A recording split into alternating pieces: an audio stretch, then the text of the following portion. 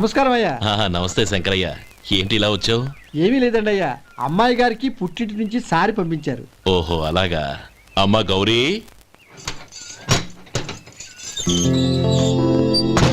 ఏంటి బావగారు పిలిచారు? నమస్కారం అమ్మా.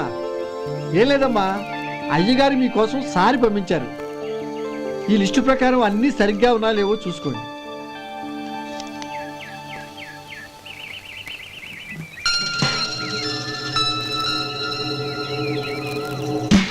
ఇవన్నీ తిరిగి తీసుకెళ్లి మీ అయ్యగారికి ఇవ్వండి. అదేంటమ్మా? దయచేసి ఇంకేం మాట్లాడొద్దు, చెప్పింది చేయండి.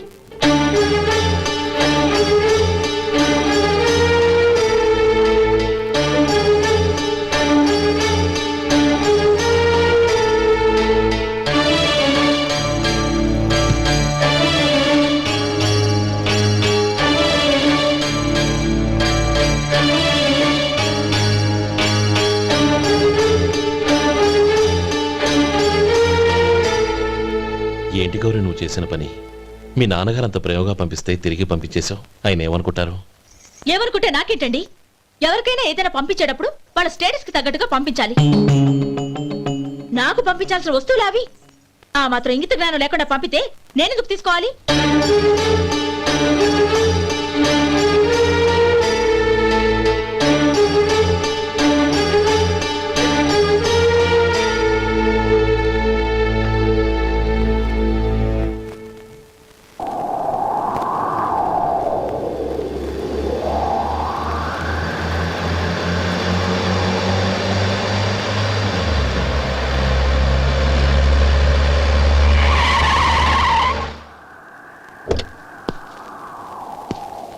గౌరీ, గౌరీ,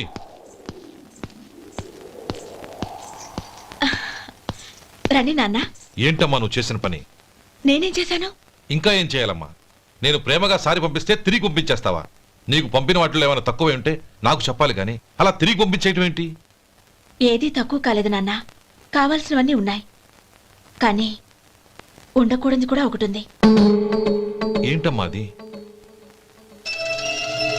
ప్రతి వస్తువు మీద నా పేరు. అందులో తప్పేముంది? నాన్న, ఎప్పుడైతే నేను ఇంట్లో కోడలిగా అడుగు పెట్టానో అప్పుడే వీళ్లలో మనిషిని అయిపోయాను. మీరు పంపిన వస్తువులు ఇక్కడుంటే అవి చూసినప్పుడల్లా వాటి మీద నా పేరు కనపడి ఇది నీది అని గుర్తు చేసి నన్ను పరాయిదాన్ని చేస్తాయి. అది కాదమ్మా. ఇంకేమీ చెప్పకండి నాన్న. పాలలాంటి ఈ ఇంట్లో నన్ను పంచదారలా కలిసిపోనివ్వండి. 10 కాలాల పాటు నన్ను తీయగా బతకనివ్వండి. I'm very happy with what I have here. దయచేసి ఇంకేమీ పంపడానికి ప్రయత్నించకండి ప్లీజ్. కూతురుగా మీ కోరిక తీర్చలేకపోయినందుకు నన్ను క్షమించండి నాన్న. ఈ ఇంటి కోడలిగా నా బాధ్యత నెరవేర్చేలా దీవించండి.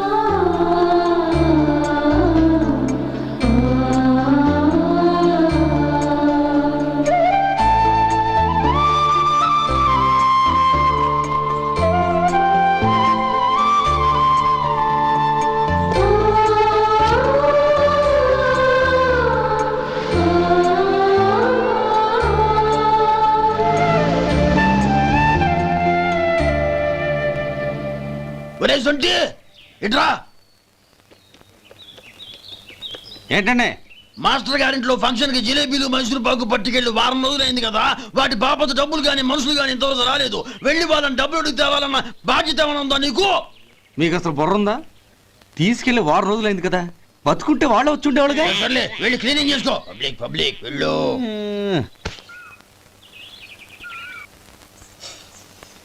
మా అమ్మగారు నన్ను ఆశీర్వదించండి. అయ్యో, ఏమిటమ్మా ఇది? శుభమా అంటూ శ్రావణ శుక్రవారం పూట ఎవరైనా సుమంగళికి నమస్కరించి ఆశీర్వాదం తీసుకోవాలి కానీ నాకు కదమ్మా. మా అమ్మగారు, నుదుటిన బొట్టు మెళ్ళో సూత్రం ఉంటేనే సుమంగళి ఎవరు? మనసులో మంగళకరమైన ఆలోచనలున్న వాళ్లే సుమంగళవుతారు. 3 తరాలు చూసిన మీకంటే సుమంగళ ఎవరుంటారు చెప్పండి? మీరొక్కసారి నన్ను దీవిస్తే 100 ఏళ్లు నేను పసుపు కుంకాలతో చల్లగా ఉంటాను. నన్ను ఆశీర్వదించండి.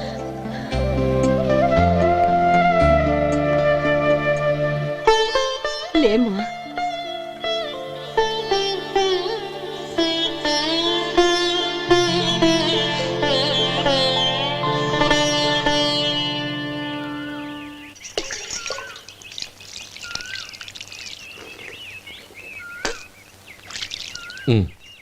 తుడుచుకోండి. గౌరీ వంటలు అదరగొట్టేశావు. థ్యాంక్స్ అండి. రే ఇలాంటి భోజనం తిని చాలా కాలం అయిందిరా. రసం బ్రహ్మాండం. అనయ్య నువ్వు వేసుకున్నావా? వేసుకోవడం ఏంటి, 2 చెంబులు గడగడ తాగిసా బ్రేవ్. వదినా అన్ని వంటలు అద్దరిపోయాయి. అమ్మా ఆ, కూరల్లో మసాలా పొడి వేసావా లేక మసాలా నూరి వేసావా? నూరే వేశాను బావగారు. అది అందుకే అంత రుచిగా ఉంది. నేను చెప్పేగా. కానివ్వండి. ఆ. ఇప్పుడు పోయి వదినా.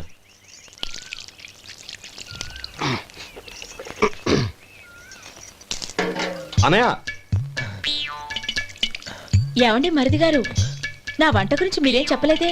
దోసకాయ పచ్చడి చాలా బాగుందండి. తన్ని నన్ని తానని నన్ని. థ్యాంక్స్ వదినా. తీసుకోండి.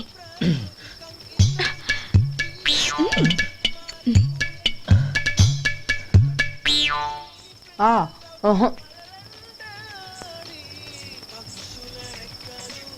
బావగారు తీసుకోండి. అమ్మా నన్ను క్షమించమ్మా. అవే మాటలు బావగారు. పై కనకపోయినా నీ గురించి మనసులో అనుకున్నానమ్మా. అది తప్పేగా. ఆ రోజు పెళ్లి జరిగిన తర్వాత నువ్వు మీ నాన్నగారు మాట్లాడుకోవడం నేను విన్నానమ్మా. నువ్వెక్కడ నా తమ్ముడిని నా నుంచి దూరం చేసేస్తావోనని భయపడ్డాను. కానీ నిన్న నువ్వు మీ నాన్నగారికి ఇచ్చిన సమాధానం విన్నాక నా మనసు కుదుటపడింది. నేనెక్కడ కష్టపడిపోతానోనని మా నాన్నగారి భయం. డబ్బుంటే కష్టాలేవి దగ్గరికి రావని నమ్ముతారాయన. అసలు అవసరానికి మించిన డబ్బే అన్ని అనర్థాలకు కారణమని మా నాన్నగారు ఇంకా తెలుసుకోలేదు. ఆయన తృప్తి కోసం ఆ రోజు నేను సరే అన్నాను. శభాషమ్మా, చాలా గొప్ప మాట అన్నావు. మేము పాలో నీళ్ళో మాకు తెలియదు గాని నువ్వు మాత్రం పచ్చదరవేనమ్మా. నువ్వు మా ఇంటి కోడలిగా రావడం నిజంగా మా అందరి అదృష్టం. నిజమమ్మా. ఆ అదృష్టం మీది కాదు బావగారు, నాది. నేనెక్కడ బాధపడతానోనని నేను చేసిన రుచి పచిలేని కూరల్ని చాలా గొప్పగా ఉన్నాయని పొగిడారే, అది మీ అందరి సంస్కారం. అబ్బే అదేం లేదమ్మా, బానే ఉన్నాయే. ఆవంటే నేను తిన్నాను బావగారు, ఎందులోనూ ఉప్పు లేదు. మీరు సరే, మీ రెండో తమ్ముడు గారు ఇంకో మెట్టు పైకెళ్ళి దోసకాయ పచ్చడి చాలా బాగుందన్నారు. నిజమేగా? అసలు ఈరోజు నేను దోసకాయ పచ్చడే చేయలేదు బావగారు.